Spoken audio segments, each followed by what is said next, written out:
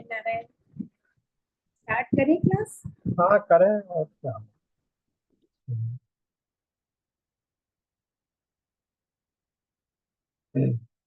प्रारंभ करते हैं। नारायणं नमस्कृत्य नरं चैव नरोमति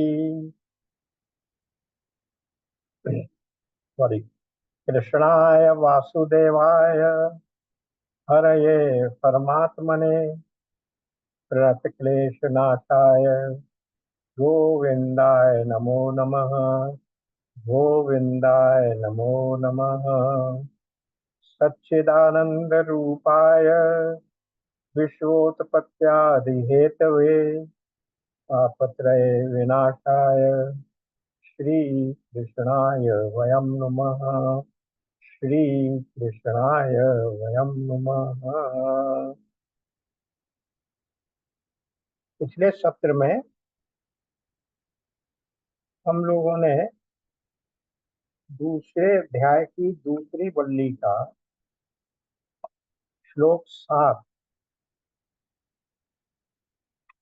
संक्षिप्त रूप से कर लिया था।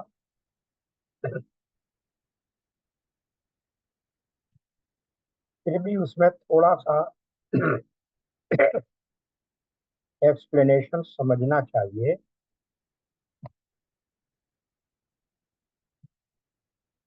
वहाँ क्या कह रहे हैं ऋषि इस 7वें मंत्र में? अपने कर्म और ज्ञान के अनुसार कितने ही देहधारी तो शरीर धारण करने के लिए किसी योनि को प्राप्त होते हैं, और कितने ही स्थावर भाव यानी जड़ भाव, पत्थर की तरह, वृक्ष की तरह स्थावर भाव को प्राप्त हो जाते हैं। यानी कुछ अविद्यावान मूढ़ देहधारी शरीर धारण करने के लिए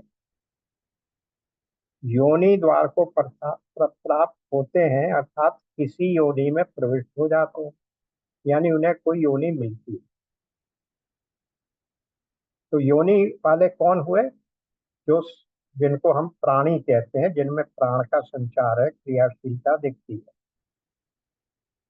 दूसरे कोई अत्यंत अधम पुरुष मरण को प्राप्त होकर स्थाणु स्थित रहने वाली यानी वृक्ष आदि स्थावर भाव का अनुगमन करते हैं। तात्पर्य यह है कि यथा कर्म यानी जो जिसका कर्म है, अथवा इस जन्म में जिसने जैसा कर्म किया है उसके अधीन होकर, तथा यथाश्रुत यानी जिसने जैसा विज्ञान उपार्जित किया है उसके अनुरूप शरीर को ही प्राप्त होते हैं। जन्म अपनी अपनी बुद्धि के अनुसार हुआ करते हैं, ऐसा एक दूसरी श्रुति यानी दूसरी उपनिषद से भी यही प्रमाणित होता है। अब इसमें दो बातें हैं जो कही गई हैं, जो कि हमने गीता के 13वें अध्याय में भी देखी थी कि ये जो हमारी योनि प्राप्त होती है, हमें किस योनि में हम जन्म लेंगे, देव योनि में, मनुष्य योनि में, तिर्यक योनि में, नीची योनियों में, ये किस बात पर निर्भर करता है कि हमारे पूर्व जन्मों के हमारे संस्कार कैसे हैं। इसलिए देखिए यहाँ शब्द आया यथा कर्म यथा श्रुतम। श्रुत अर्थात उपासना, मानस कर्म, विज्ञान।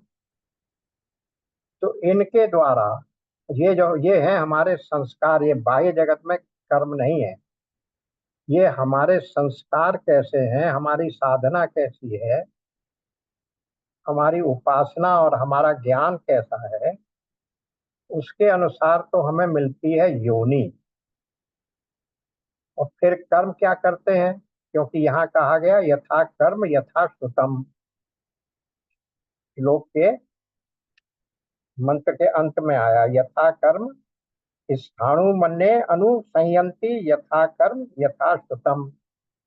तो यथा श्रुतम तो हो गया, जो हमारी साधना है, उपासना है, ज्ञान है, जैसा भी हमने पूर्व जन्मों में संस्कार बनाए हैं उसके अनुसार हमें योनि मिलेगी, यानी देव योनि मिलेगी, मनुष्य योनि मिलेगी या नीच योनियां मिलेंगी।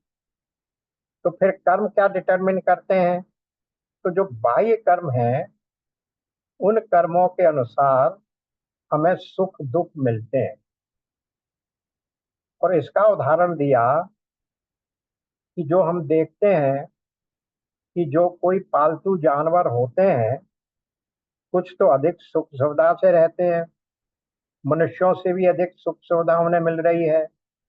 किसी का पेट डॉग है वो तो एयर कंडीशन में रहता है, और मनुष्य योनि वाला बेचारा भिखमंगा भिखारी मांग रहा है, सड़क पर घूम रहा है। तो ऐसा क्यों होता है? तो वो बता रहे हैं कि उनका श्रुत जो जानवर की पशु की योनि में पैदा हुआ उसका श्रुत नीचा था, यानी उसकी साधना, उसकी उपासना, उसका ज्ञान, उसके संस्कार नीच थे, इसलिए उसे योनि निष्कृष्ट मिली। पर कर्म अच्छे थे अतः सुख मिला। जबकि जिनका श्रुत ठीक था, जिनकी उपासना अच्छी थी, जिन्होंने ज्ञान प्राप्त किया था, जिनके संस्कार अच्छे थे, उनको क्या हुआ? वे मनुष्य तो पैदा हो गए पर उनका कर्म खराब था, इसलिए उन्हें दुख मिल रहा है। तो संसार में जीवों की सुख दुख की व्यवस्था का निर्णय इसी कर्म व्यवस्था से संगत होता है। जिस कर्ता ने जैसा कर्म किया हुआ है, और जैसा दोनों प्रकार के कर्म, श्रुत कर्म और कर्म दोनों, बाह्य कर्म और आंतरिक कर्म, मानसिक कर्म, जिसने जैसे किए हुए हैं उसी के अनुसार उसकी योनि और उसी के अनुसार उसका सुख दुख का निर्धारण प्रारब्ध में होता है। तो इसलिए इस प्रकार इस देह के कारण रूप से सिद्ध कर्ता ही जन्मांतर संबंधी आत्मा है। इससे ये सिद्ध किया कि इसका कारण क्या हो सकता है? इसका कारण यही हो सकता है कि ये जो अलग अलग योनियां मिल रही हैं, अलग अलग सुख दुख मिल रहे हैं, इसका कारण क्या है? कि ये कौन है जिसको ऐसा मिल रहा है? वो जो जीवात्मा है वही इन रूपों में अलग अलग योनियों में प्राप्त हो रहा है। लेकिन ये कर्म फिर कैसे करता है? ये भी हम पहले देख चुके हैं। जब तक हमारी अहंकारात्मक वृत्ति में उस आत्मा का आभास नहीं पड़ेगा, उस आत्मा का प्रभाव, उस आत्मा का जो फोर्स है वो नहीं आएगा, तब तक वो आत्मा, वो जो हमारा जो जो सूक्ष्म शरीर है वो कुछ करने के उपयोगी नहीं होगा।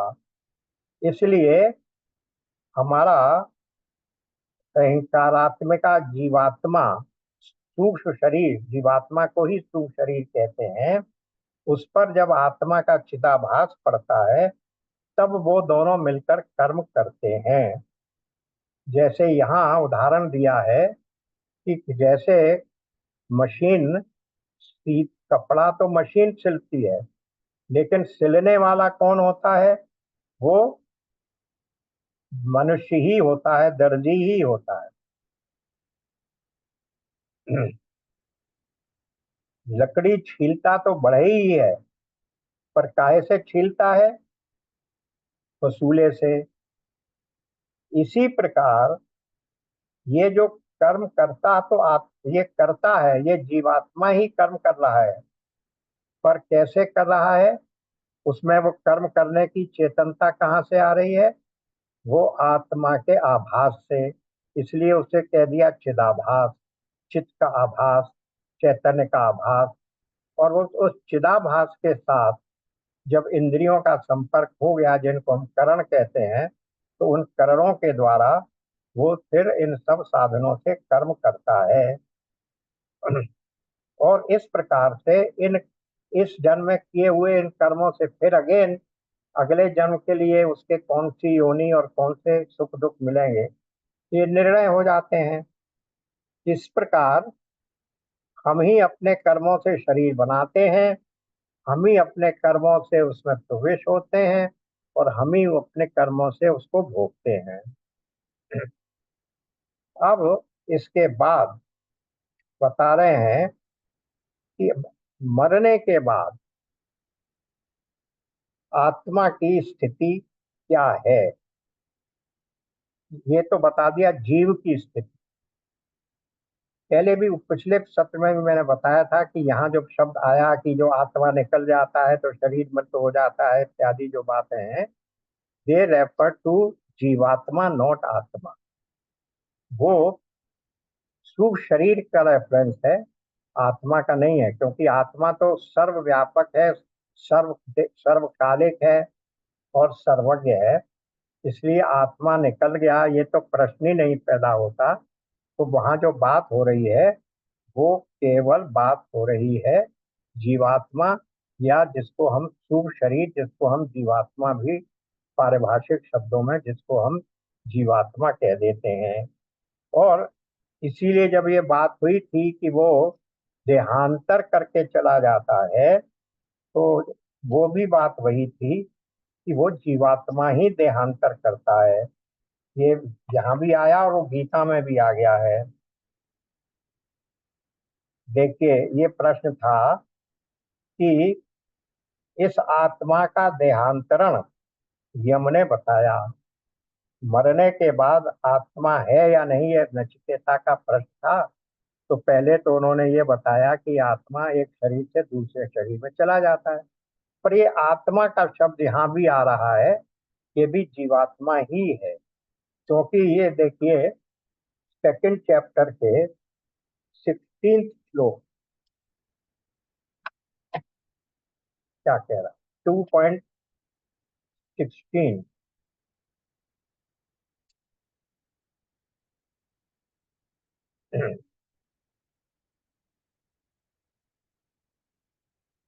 सॉरी, 2.13। जैसे जीवात्मा की इस देह में बालकपन, जवानी और वृद्धावस्था होती है, वैसे ही अन्य शरीर की प्राप्ति होती है। उस विषय में धीर पुरुष मोहित नहीं। तो अन्य शरीर की प्राप्ति आत्मा को नहीं हो रही है, यहाँ शब्द आत्मा प्रयोग नहीं हुआ है, यहाँ शब्द प्रयोग हुआ जीवात्मा। और जीवात्मा किसको कहते हैं हम, जो सूक्ष्म शरीर है उसको हम जीवात्मा कहते हैं। इसी प्रकार आगे भी आप देखेंगे 22 में, 2.22, जैसे मनुष्य पुराने वस्त्रों को त्याग कर दूसरे नए वस्त्रों को ग्रहण करता है, वैसे ही जीवात्मा, यहाँ भी शब्द जीवात्मा ही है, आत्मा नहीं है, पुराने शरीरों को त्याग कर दूसरे नए शरीरों को प्राप्त होता है। तो ये जो इस उपनिषद में भी जिस बात को ये बता रहे हैं कि हमने बताया कि वो देहांतरण करता है, तो देहांतरण आत्मा नहीं कर रहा है। इन पिछले 2-3 श्लोकों में जहां जहां आत्मा शब्द आया है उसका तात्पर्य जीवात्मा से ही लेने पर उनकी संगति लग सकती है। तो इस प्रकार से उससे कंफ्यूज नहीं होना है कि आत्मा के निकल जाने से शरीर मर जाता है। अरे एक बार एक और कहते हो कि आत्मा तो सर्वव्यापी है, सर्वकालिक है, और फिर उसके निकल जाने का प्रश्न क्या होता है। तो इसलिए वो आत्मा शब्द का प्रयोग जीवात्मा से ही संदर्भित है, ये मान लेना चाहिए। तो ये बात हमने श्लोक 7 में समझ ली कि ये जीव या ये जीवात्मा किस प्रकार से किन कर्मों के आधार पर योनि को ग्रहण करता है। कर्म दो प्रकार के बता दिए, एक मानसिक कर्म, एक बाह्य कर्म, शारीरिक कर्म। मानसिक कर्म हो गए उपासना, ज्ञान, विज्ञान, अध्ययन, ये सब हो गए साधना। और बाह्य कर्म हो गए जो शरीर से कर्म किए जाते हैं। तो उन मानसिक कर्मों के आधार पर हमारी योनि डिटरमिन होती है, और बाह्य शरीर के द्वारा किए गए कर्मों के आधार पर हमारे सुख दुख जो इस जीवन में मिलेंगे, इस योनि में मिलेंगे, वो निश्चित होते हैं। ये बात यहाँ इस मंत्र में भी कह दी गई, और ये बात हम लोग गीता के 13वें अध्याय में और उसके साथ साथ 14वें अध्याय में जहाँ गुणत्रय विभाग योग है, उसके साथ ये बात हम समझ चुके हैं कि किन गुणों के आधार पर कौन सी योनि प्राप्त होती है। अब हम आ जाते हैं 8वें मंत्र पर।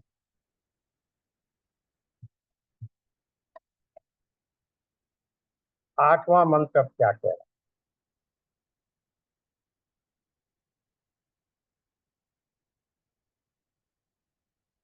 अब इस 8वें मंत्र में ये बता रहे हैं, देखिए इसकी भूमिका पढ़िए क्या कहते हैं। पहले जो ये प्रतिज्ञा की थी कि मैं तुझे गुह्य ब्रह्म बताऊंगा, उसे ही बतलाते हैं। गुह्य का मतलब है जो छिपा हुआ है, जो गूढ़ है, जो साधारणतया समझ में आने वाला नहीं है, उसको मैं तुझे बतलाऊंगा। क्या कहा?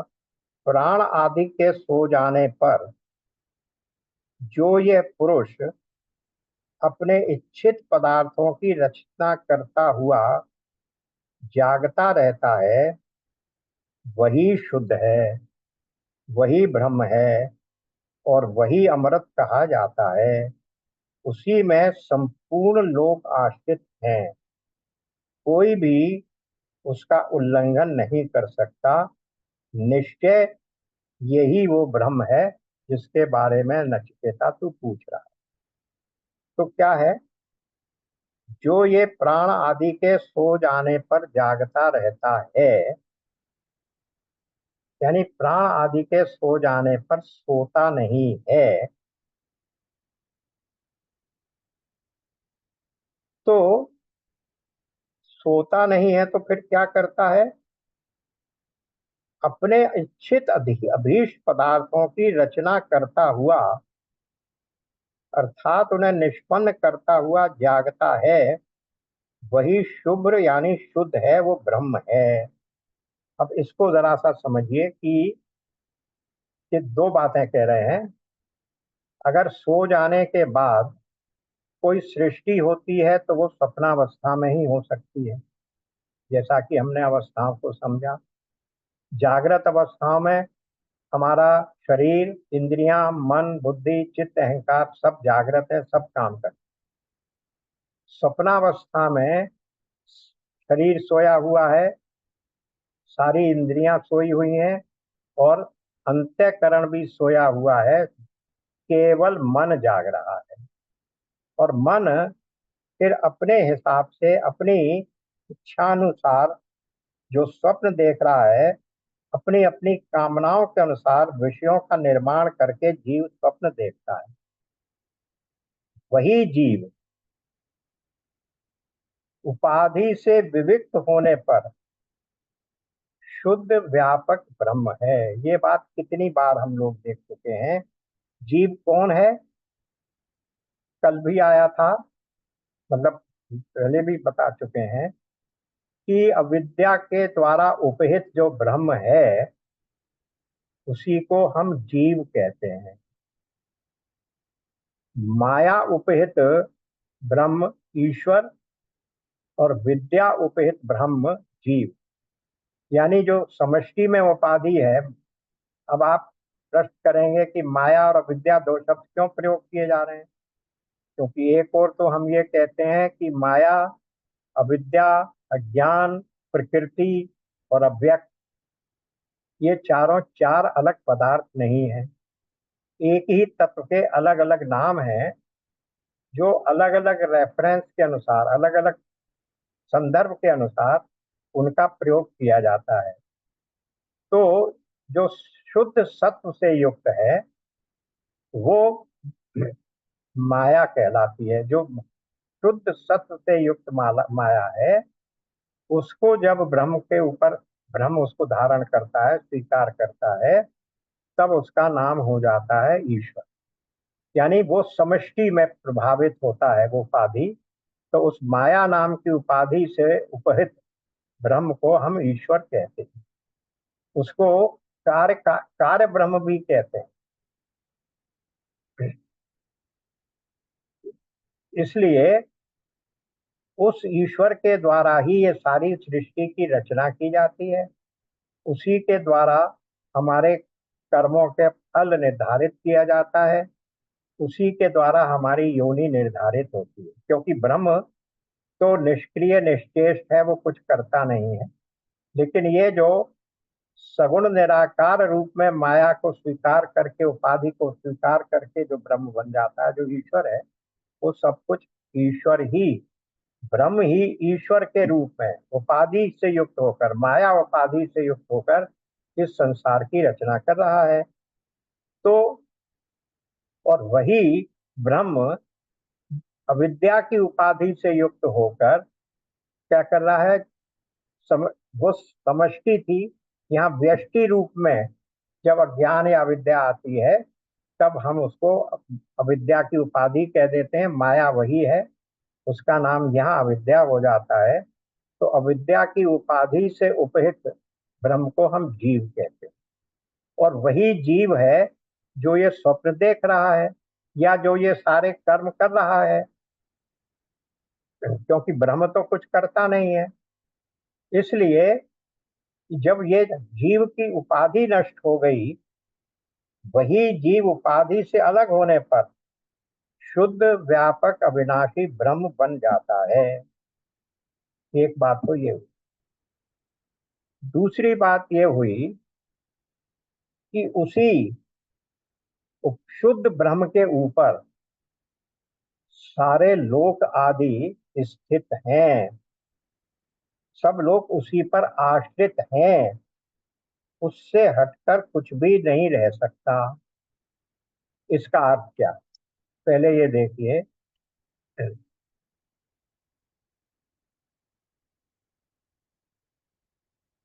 कि जब हमने साधना के द्वारा, ज्ञान के द्वारा, गुरु और ग्रंथ से के आधार पर ये निर्णय कर लिया कि विद्या की उपाधि के कारण ही हमें ये जीव भाव है, जीवत भाव है, हम अपने को कर्ता समझ रहे हैं, और कर्ता होने के कारण भोक्ता हैं, और भोक्ता होने के कारण सुख और दुख उन कर्मों के फल के रूप में भोग रहे हैं। तो जब ये हमने समझ लिया विवेक पूर्वक साधना के द्वारा कि ये सब उपाधि के कारण है, और हमने अपने को उस उपाधि से अलग कर लिया, तब हम ब्रह्म हो गए। जब मैंने समझ लिया कि ये वही ब्रह्म है जो सारे जगत का आधार है, जिसे जगत का आधार समझा जाता है। अब देखिए क्या है जगत का आधार, जो कहा गया, जो सबके शरीरों में है, वो किस आधार पर कहा? इस आधार पर कहा कि जैसे, यानी क्या रूप है इसका? रस्सी में, रज्जू में सर्प का आधार क्या है? रज्जू में सर्प का आधार, या रज्जू में दिखने वाले सर्प का आधार रज्जू है। अगर रज्जू न हो तो वहां पर सर्प नहीं दिखेगा। इसी प्रकार ब्रह्म के ऊपर ही, ब्रह्म ही क्या है जिसको हम क्या कहते हैं? एक होता है अधिष्ठान, और एक होता है अध्यस्त। तो ये जो अधिष्ठान है वो ब्रह्म है, और इसी ब्रह्म के ऊपर ही, उसी के आधार पर ही ये सारा जगत अध्यस्त के रूप में दिख रहा है। लेकिन उसमें एक थोड़ा सा अंतर है। अंतर ये है कि वो जो अधिष्ठान है उसका पूरा स्वरूप या पूरा रूप उस अध्यस्त में नहीं आता है। थोड़ा सा समझने की बात, जो सर्प दिख रहा है वो क्या है? रस्सी के आधार पर सर्प दिख रहा है। किसके कारण से दिख रहा है? माया के प्रभाव से दिख रहा है। माया के क्या दो गुण हैं? एक है वो आवरणात्मक, यानी जो छिपा लेती है, वेलिंग इफेक्ट। और दूसरा है प्रक्षेपात्मक, प्रोजेक्ट कर देती है और एक नई चीज को प्रोजेक्ट कर देती है। यानी सर्प को, रज्जु को उसने छिपा लिया और सर्प को प्रोजेक्ट कर दिया। लेकिन किसको भी वो प्रोजेक्ट करती है तो भी उसमें, भले ही छिपा लिया रज्जु को, फिर भी उस प्रोजेक्शन में कुछ ना कुछ अंश, उस रज्जु का जो अधिष्ठान है उसका अंश वहां आ जाता है। जैसे सर्प कितना मोटा? जितनी मोटाई की रस्सी। सर्प कितना लंबा? जितनी मोटाई की, जितनी लंबाई की रस्सी। सर्प किस रंग का? जिस रंग की रस्सी। और ये केवल सर्प पर ही नहीं है, कुछ लोगों को वहां सर्प के स्थान पर माला भी दिख सकती है। ये माला पड़ी हुई है कोई, तो वहां भी वही होगा। माला भी कितनी लंबी और मोटी दिखेगी? जितने रंग के, और किस रंग की दिखेगी? किस रंग की रज्जु है। तो ये जो अंश, उस अधिष्ठान का अंश जो हमें अध्यस्त में दिखने लगता है, जो भाग अध्यास में प्रतीत हो, उसे आधार कहते हैं। तो ये जो ब्रह्म का सच्चिदानंद भाग जगत में प्रतीत हो रहा है, वो इसका आधार है। इसलिए हम ये कहते हैं कि हमें इस जगत में ब्रह्म का अनुभव होता है और करना चाहिए। क्योंकि अगर बिल्कुल ही छिपा हुआ है तो हमें ये कैसे पता लगेगा कि रस्सी का, ये रस्सी इसका आधार है। इसलिए इस स्वरूप में हम ब्रह्म का अनुभव कर रहे हैं और इसके सहारे ही हम ब्रह्म की पूर्णता को समझ, क्योंकि वो जो ब्रह्म का जो आधार है उसका जो भाग इस लक्ष्य में, इस संसार में प्रतीत हो रहा है, वो सतचित आनंद स्वरूप तो नहीं है, किंतु फिर भी उसके जैसा है, उसके कुछ अंश इसमें हैं। जैसे रस्सी पूरी की पूरी रस्सी के गुण इसमें नहीं आए, लेकिन उसकी लंबाई, चौड़ाई, मोटाई, रूप तो आ गया ना। तो इसी प्रकार से ब्रह्म का जो अंश इस जगत में प्रतीत हो रहा है, उसके आधार पर हम इस जगत में ब्रह्म की पूर्णता का अनुभव कर सकते हैं। ब्रह्म की पूर्णता को दिखाने के लिए ही ये जगत का आधार कारण बताया गया है, ये समझ लीजिए। पूर्णता जो अपरोक्ष आधार का अंश है, उसका आधार लेकर हम ब्रह्म की पूर्णता का ज्ञान करते। तो यानी जो कहते हैं कि ये सारा जगत उस ब्रह्म में ही कल्पित है, वो किस रूप से कल्पित है? ऐसा नहीं है कि ब्रह्म के अंदर कुछ चल रहा है, ब्रह्म कोई इतनी बड़ी चीज है और उसमें अंदर है ना। अंदर कुछ नहीं है। जैसे रज्जू के अंदर सर्प नहीं है, सर्प तो रज्जू के बाहर है, पर वो कल्पित है। इसी प्रकार ये जो जगत है, ये कोई ब्रह्म के भीतर नहीं है। ब्रह्म तो क्या है? सत चित आनंद घन। घन का मतलब बहुत ज्यादा सॉलिडिफाइड है, उसमें तो कुछ भी प्रवेश नहीं कर सकता। तो उसके अंदर कल्पना भी कहाँ से आएगी? जो जगत कहाँ से दिखेगा? तो जगत इसी प्रकार से हमें ब्रह्म पर आश्रित दिखता है। आश्रित का अर्थ यहाँ पर है आधारित दिखता है। जैसे कि रस्सी में सर्प दिखता है, तो सर्प रस्सी पर आधारित है।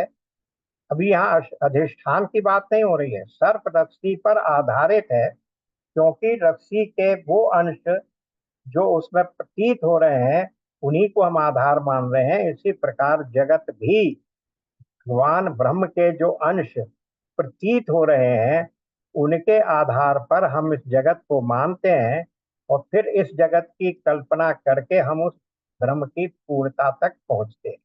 ये यहाँ लगाया जा रहा है।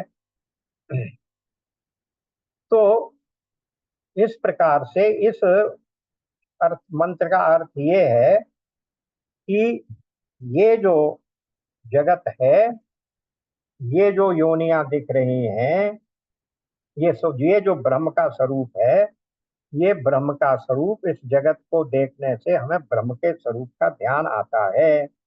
ये ब्रह्म है, इससे भिन्न और कोई दूसरा ब्रह्म नहीं है। वही सब शास्त्रों में अमृत यानी कभी नहीं मरने वाला यानी अविनाशी कहा गया है। यही नहीं, उस ब्रह्म में ही पृथ्वी आदि संपूर्ण लोक आश्रित हैं। तो आश्रित का अर्थ यही है कि जैसे उसमें जो दिख रहा है आश्रित अंश, ब्रह्म के ऊपर ही ये सब, रज्जू के ऊपर ही सर्प दिख रहा है, रज्जू में ही माला दिख रही है। इसी प्रकार उस ब्रह्म में ही ये सारा जगत, पृथ्वी और तीनों लोक, उन्होंने यहाँ कहा है जितने भी तीनों लोक हैं, पृथ्वी आदि संपूर्ण लोक उस ब्रह्म पर ही आश्रित हैं, क्योंकि वही सभी लोकों का कारण है। इस प्रकार से उन्होंने ये बता दिया कि वो ब्रह्म क्या है, उन सभी लोकों का कारण है ब्रह्म। और इस बात की सिद्धि कैसे की, उन्होंने यही उदाहरण देके कि जैसे स्वप्न में हम अपना मन से कल्पना कर लेते हैं, सारे मनोज मनोराज्य का निर्माण हो जाता है। इसी प्रकार ये जगत भगवान पर, और वो सारा मनोराज्य किस पर आधारित है, हमारे मन पर। हम ही उसके कर्ता हैं, हम ही निमित्त हैं, हम ही उपादान है, हम ही उसके भोक्ता हैं। तो इसी प्रकार ये जगत भी उसी ब्रह्म के ऊपर आश्रित है, उसी के ऊपर आधारित है। और वही ब्रह्म इस रूप में अपने आप को अभिव्यक्त कर रहा है। ये बात यहाँ पर इस श्लोक में बताई गई। और क्योंकि वो ब्रह्म सब जगह है, इसलिए कोई उसका अतिक्रमण नहीं कर सकता। ये बात अगर याद हो तो हम लोगों ने ईशावास उपनिषद में भी कही गई थी कि वो ब्रह्म ऐसा है जो सर्वव्यापी होने के कारण उसका कोई भी अतिक्रमण नहीं कर सकता, उसके बियॉन्ड नहीं जा सकते। इसलिए इस ब्रह्म की सर्वव्यापकता भी यहाँ इस बात से बता दी गई। ये निश्चय यही वो ब्रह्म है, ये कह के यहाँ 8वां श्लोक, 8वां मंत्र पूरा हुआ। अब आगे क्या कह रहे हैं, 9वें में आ गए। जिस प्रकार, सॉरी, अनेक तार्किकों की कुबुद्धि द्वारा जिनका चित्त चंचल कर दिया गया है, अतः जिनकी बुद्धि सरल नहीं है, उन ब्राह्मणों के चित्त में प्रमाण से युक्त सिद्ध होने पर भी आत्म एकत्व विज्ञान बार बार कहे जाने पर भी स्थिर नहीं होता। अतः उसके प्रतिपादन में आदर रखने वाली श्रुति पुनः पुनः कहती है। यानी क्या कह रहे हैं कि जो कुछ तार्किक लोग हैं, जिनको उनकी कुबुद्धि ने उनके चित्त को चंचल कर दिया है, यानी वो बात को समझ नहीं पा रहे हैं, या ये समझना चाहिए कि वो हर बात का खंडन करने के लिए ही उन अपनी बुद्धि का उपयोग कर रहे हैं, इसलिए उसकी बुद्धि को कुबुद्धि कहा जाता है। एक जगह कहा गया है कि तर्क 3 प्रकार का होता है, या संवाद 3 प्रकार से होता है। एक होता है संवाद, जिसमें आपसी बातचीत होती है और एक दूसरे से ग्रहण और प्रत्याक्रमण किया जाता है, प्राप्ति भी होती है और दिया भी जाता है, लेन देन होता है ज्ञान का, विज्ञान का। वो होता है संवाद। जैसे गीता में क्या कहा गया है, गीता की जब अंत में कहते हैं कृष्ण अर्जुन संवादो नाम 3 अध्याय, तो वहां ये संवाद है। कृष्ण कुछ बता रहे हैं, अर्जुन कुछ पूछ रहे हैं, दोनों के बात में ज्ञान का आदान प्रदान हो रहा है, ये होता है संवाद। एक दूसरा होता है जल्पवाद। जल्पवाद में क्या है कि जो दूसरा व्यक्ति है वो किसी भी तर्क को मानने के लिए तैयार नहीं है, वो अपना जो तर्क लाया है वो उसी को प्रभावी मानेगा। कुछ ना कुछ कमी निकालकर आपके सिद्धांत में वो अपने ही तर्क को या अपने ही सिद्धांत को आपके ऊपर थोपने की चेष्टा करता है। यानी he is not open to conviction. जो मैं कह रहा हूं वही सही है, इसे जल्पवाद कहते हैं। और तीसरा होता है वितंडावाद। वो वितंडावाद क्या है? वितंडावाद ये है कि आपने जो भी सिद्धांत कहा, जो भी बात कही, वो उसको काटेगा। नहीं, ये बिल्कुल सही नहीं है। अच्छा भाई, तो आप बताओ कि सही क्या है? सही नहीं है मेरे पास कोई सिद्धांत, पर तुम्हारा ये सिद्धांत सही नहीं। He has no proposition of himself, पर आपकी बात को काटेगा और उसको काटने के लिए अपनी बुद्धि का प्रयोग करेगा। पर अब उसके रिप्लेसमेंट में उसकी जगह कौन सा सिद्धांत सही है ये नहीं बताएगा। इसी को कहते हैं कुबुद्धि, वितंडावाद। वही कह रहे हैं यहाँ, अनेकों तार्किकों की कुबुद्धि द्वारा जिनका चित्त चंचल कर दिया गया है, अतः जिनकी बुद्धि सरल नहीं है, वो कुछ समझने को तैयार ही नहीं है। सरल नहीं का तात्पर्य है कि वो कुछ भी समझने को तैयार ही नहीं है और अपना कोई सिद्धांत उनके पास है नहीं। उन ब्राह्मणों के चित्त में प्रमाण से युक्त सिद्ध होने पर भी, सब प्रमाण दिए हुए हैं, आत्म एकत्व। आत्म एकत्व वही हो गया जिसको बार बार हम लोग प्रयोग करते हैं, ब्रह्म आत्म एक, एक। आत्म एकत्व विज्ञान बारंबार कहे जाने पर भी स्थिर नहीं होता। स्थिर क्यों नहीं होता? चंचल है और बुद्धि कुबुद्धि बनी हुई है, दूसरी दिशा में काम कर रही है, तो कोई भी सिद्धांत उनके मन में स्थिर हो ही नहीं सकता। तो अतः उसके प्रतिपादन में उस सिद्धांत को फिर समझाने के लिए आदर रखने वाली श्रुति पुनः पुनः कहती, वो जो ब्रह्म आत्म एक का सिद्धांत है, उस सिद्धांत को समझाने के लिए श्रुति बार बार कह रही है। अब एक दूसरे प्रकार से समझाया जा रहा है। जिस प्रकार संपूर्ण भुवन में प्रविष्ट हुआ एक ही अग्नि प्रत्येक रूपवान वस्तु के अनुरूप हो जाता है, उसी प्रकार संपूर्ण भूतों का एक ही अंतरात्मा उनके रूप के अनुरूप हो रहा है तथा उनसे बाहर भी है। अब इसको समझिए, कहा क्या जा रहा है? संपूर्ण भुवन, भुवन कहते हैं लोकों को, तो यानी जो 14 भुवन जिसकी बात हम करते हैं, उन 14 भुवन में अग्नि तो जो है, कहीं भी ले जाइए वो एक ही है। अग्नि के अलग अलग प्रकार नहीं है, अग्नि के अलग अलग रूप नहीं है, अग्नि तो एक ही है और वो 14 भुवनों में है।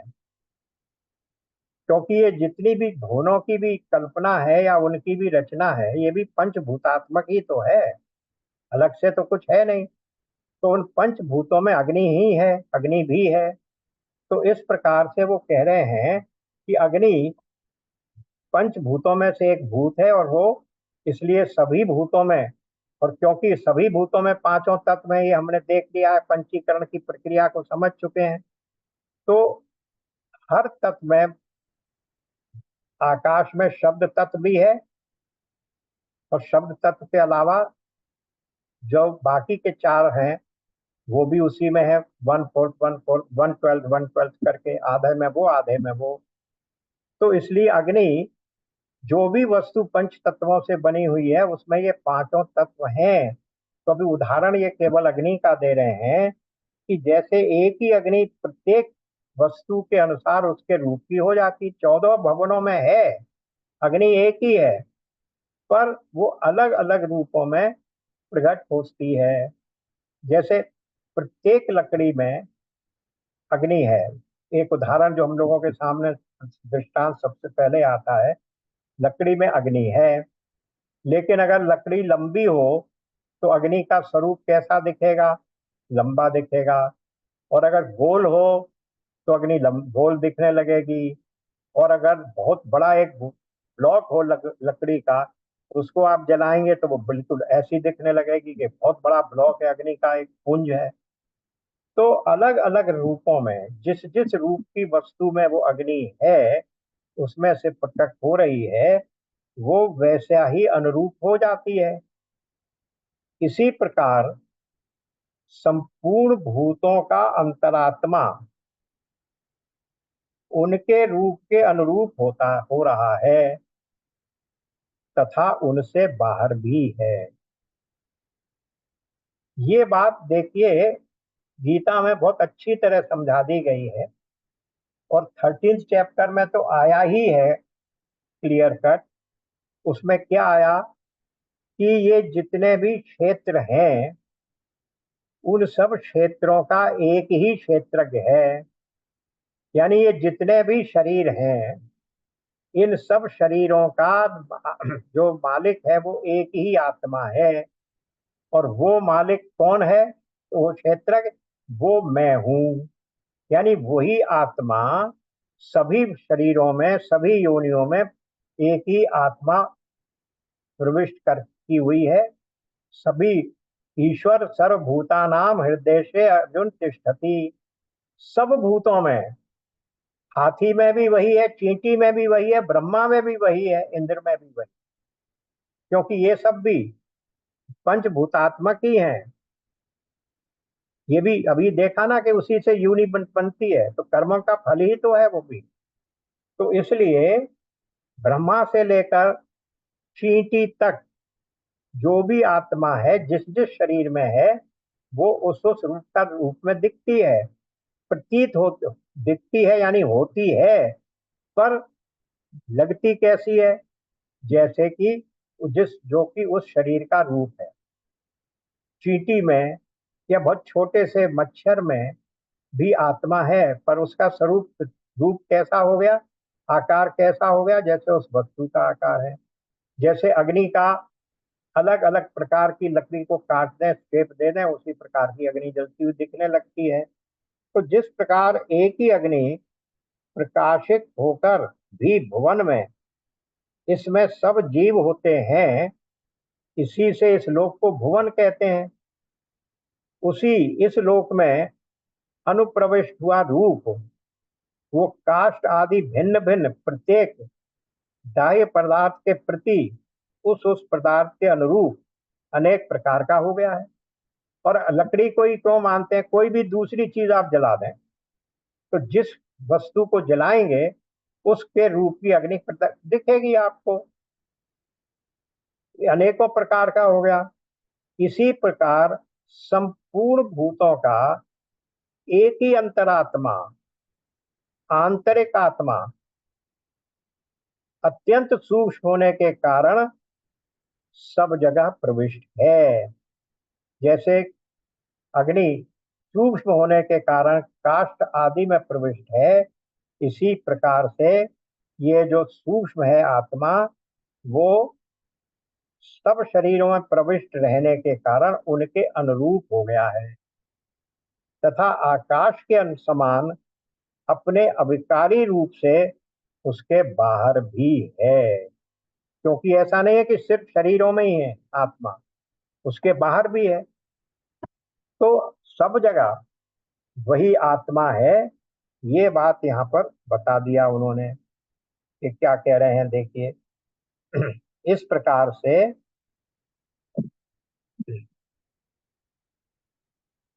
कहीं आग लंबी गोल त्रिकोण आदि होती नहीं, दिखती है। ऐसे ही आत्मा एक ही है, पर जिन शरीरों में घुसा हुआ है उनके भेद से उसमें भी भेद का व्यवहार है।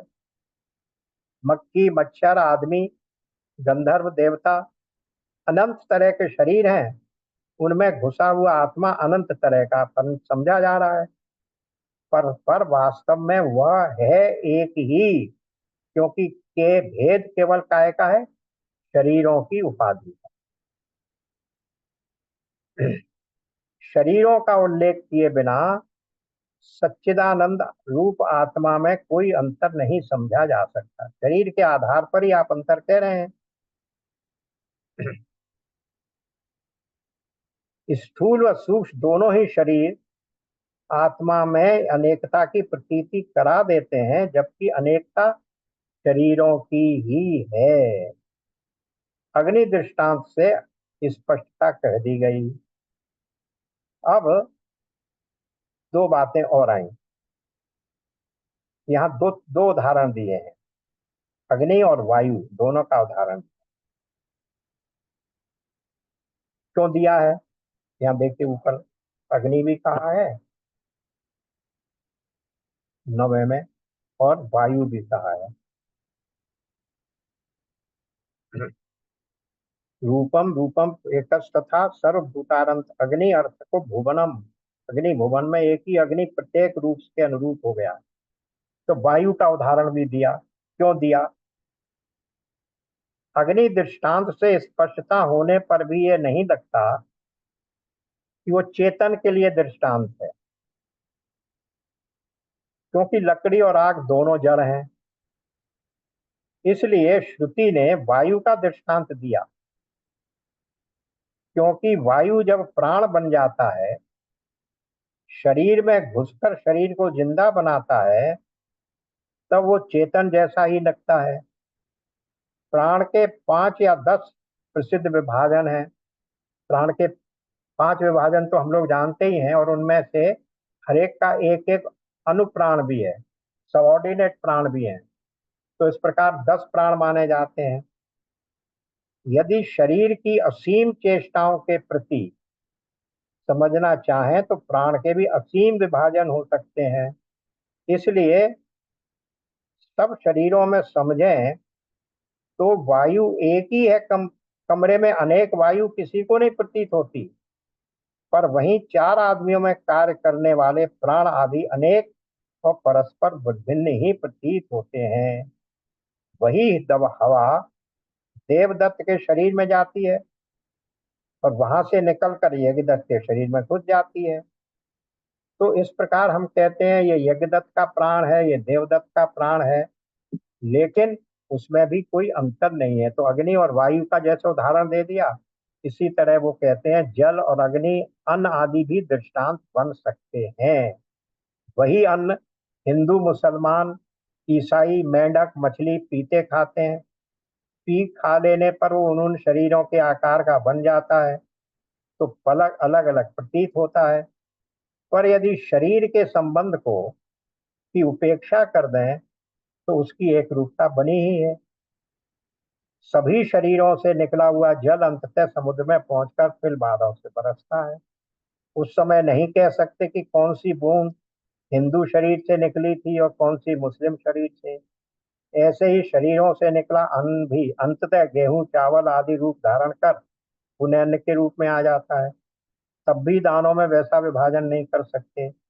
इसलिए अन्न जल को स्वतः एक रूप उपादित है, अनेक रूप मानना पड़ता है। एक रूप होते हुए भी उपाधि के कारण उन्हें अलग अलग मान देते हैं। समझना यह है कि स्थूल सूक्ष्म शरीर रूप उपाधियों के कारण आत्मा अलग अलग प्रतीत हो रहा है, वास्तव में वो एक ही है। इस सारे मंत्र का जो सार तत्व है वो ये है।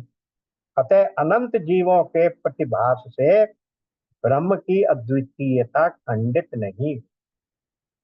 एक मेवाद्वितीयम के बारे बात जो ब्रह्म के बारे में कही जाती है वो खंडित नहीं होती।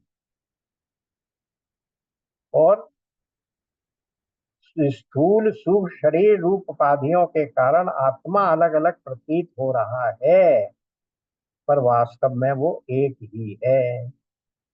अब इसके बाद हम आ गए 11वें श्लोक पर। वो क्या है?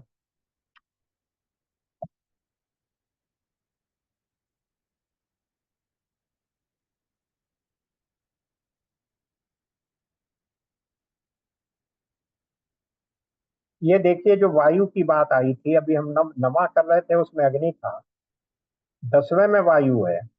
तो 9 और 10 को मिलाकर ही उन्होंने कह दिया कि इसी तरह से जैसे अग्नि और वायु का उदाहरण दिया, इसी तरह अन्न और जल का भी उदाहरण दे दिया। तो इन पांचों भूतों में से हर एक भूत का कोई भी उदाहरण ले लो, वो सब भूत सब में एक से ही, ये कहने का मतलब। ये अंत में यहाँ भी यही कहा 10वें के अंत में, इसी प्रकार संपूर्ण भूतों का एक ही अंतरात्मा प्रत्येक रूप के अनुरूप हो रहा है, ये कहना चाह। 10वें में वायु आ गई, 9वें में अग्नि थी। इस तरीके से इस प्रकार अब 11वें की भूमिका पढ़िए। इस प्रकार एक ही की सर्वात्मकता होने पर संसार दुख से युक्त होना भी परमात्मा का ही हो सिद्ध होता है, इसलिए ऐसा कहा जाता है। अब भाई सब जगह वही परमात्मा है, तो फिर दुख सुख भी उसी को प्रतीत होने चाहिए। इसका आप जवाब दे रहे हैं आत्मा की असंगता,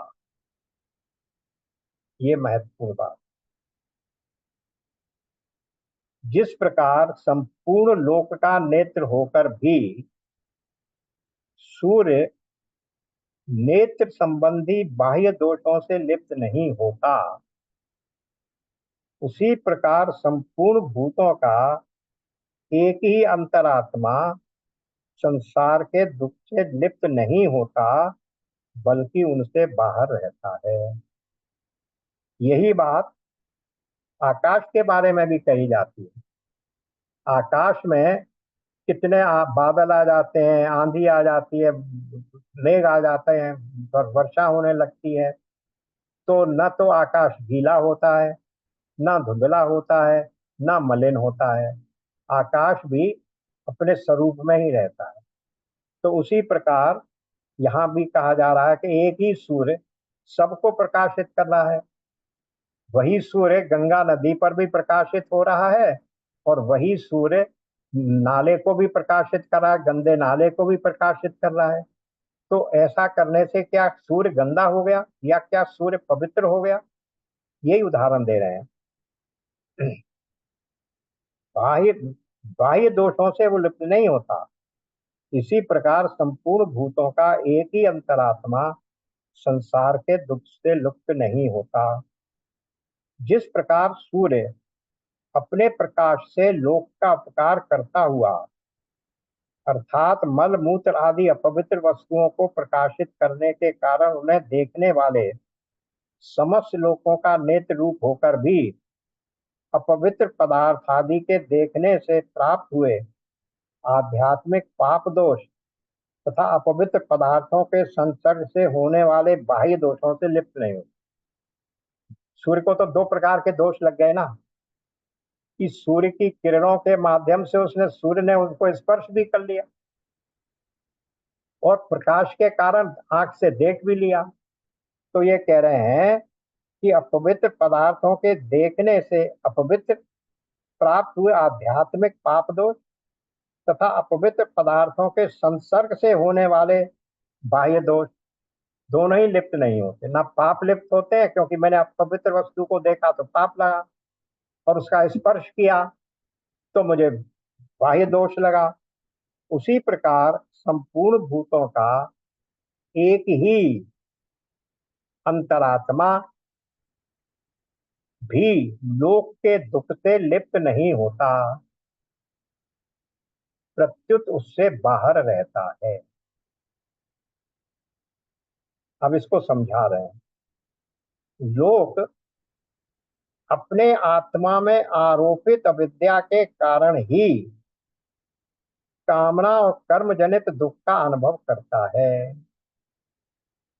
फिर कहाँ आ गए, उसी सूत्र पर आ गए, अविद्या कामना और कर्म।